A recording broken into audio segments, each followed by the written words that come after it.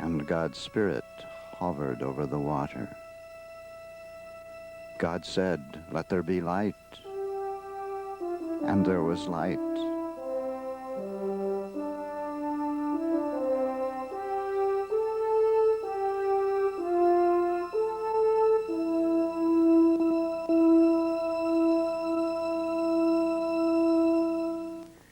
Light from a vast sky illuminates snow-capped peaks and canyon vistas that surround the city of Grand Junction in western Colorado. The beauty of this setting provided the inspiration to a group of its citizens to create a monumental set of stained glass windows for their new church.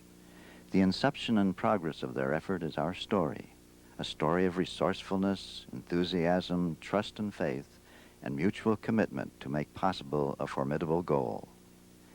St. Joseph's Parish had outgrown its venerable old church. Plans for a new church called for a spacious concrete structure with a large window over the main door and floor-to-ceiling window panels in the east wall of the nave. But available funds were insufficient to provide for stained glass panes. Instead, sandblasted glass panes were specified. The parishioners visualized daylight shining through these windows, producing a dull, monochromatic ambiance in the sanctuary. In stark contrast to their old church, where the stained glass images in the windows filled the interior with vibrant colored light on a sunny day.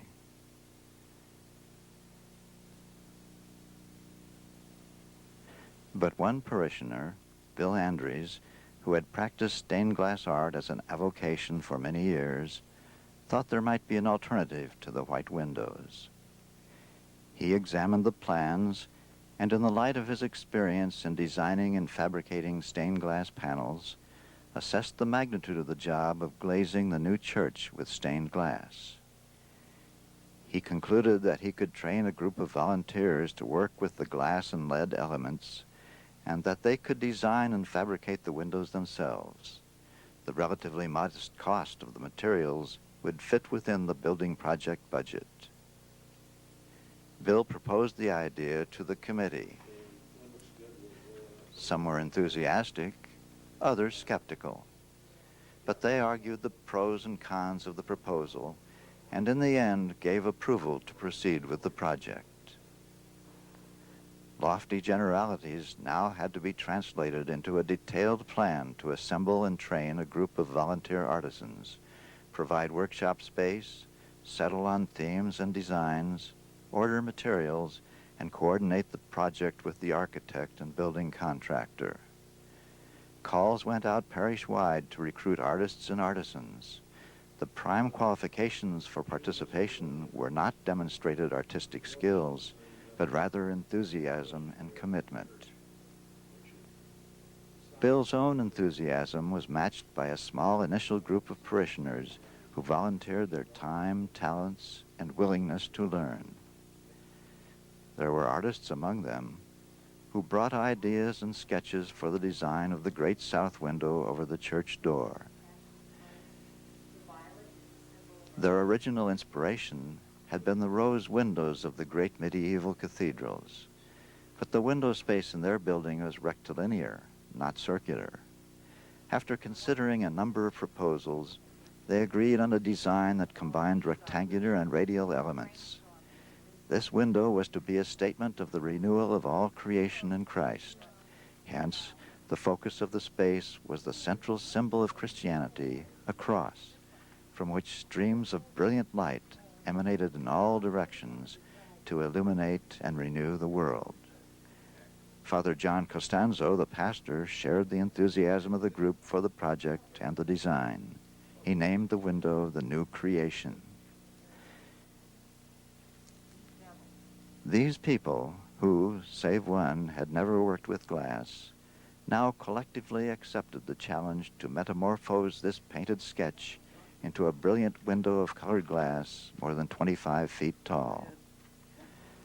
The church building contractor provided space in his warehouse for what would become possibly the largest stained glass studio in Colorado. Then Bill Anderies began a hands-on instructional program. You want to cut to the inside of this line.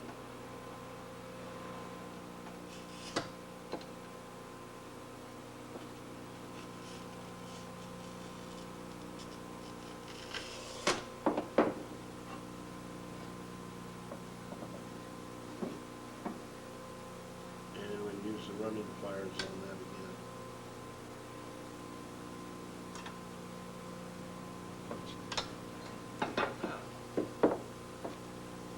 More than 30 willing but inexperienced volunteers would have to become a team of expert stained glass artisans, a glass guild in the medieval tradition. Cutters, who cut out the design shapes from glass plate. Camers, who fitted the glass into the metal channel called came.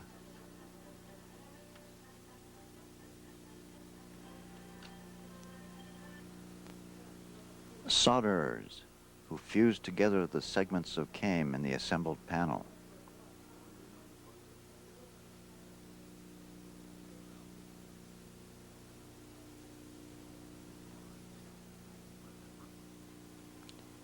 Cementers, who sealed the edges of the glass panes to the came.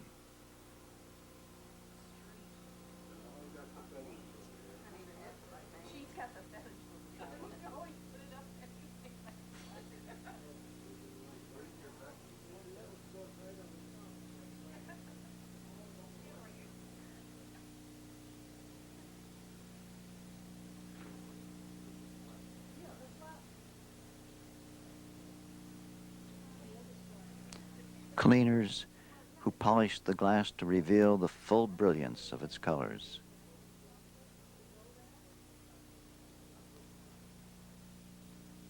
From design to installation, the effort required 8 months of work by the Volunteer Guild of Glass Artisans.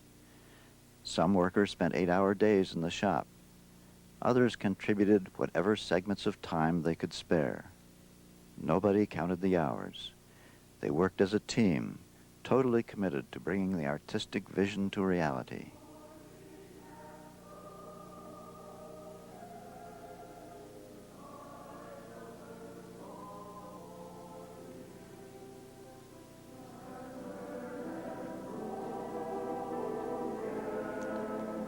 Upon completion of the window, every Glass Guild member shared the satisfaction and merit of the accomplishment.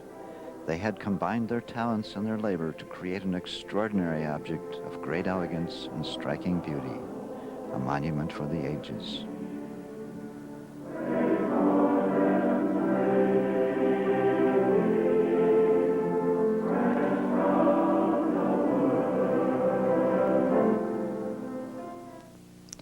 But a formidable task still remained for the stained glass artisans. Indeed, it was the major effort of the project. 11 panels for the east wall of the nave, depicting the 7 days of creation as told in the book of Genesis. The glass artisans began with interpretive sketches of the events in the biblical story. Metamorphosis of the vision into colored glass panels required more than a year of collective effort.